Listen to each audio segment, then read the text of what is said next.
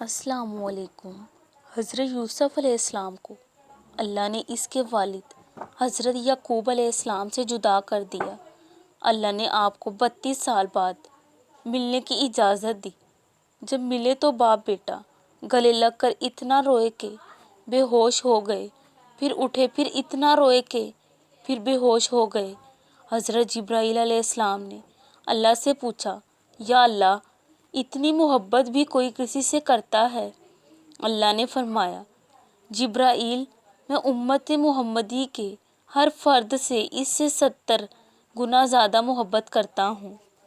بس تھوڑا اور صبر، پھر اللہ کن کہہ دے گا اور فیکون کا نظارہ تمہارے سارے غم دور کر دے گا۔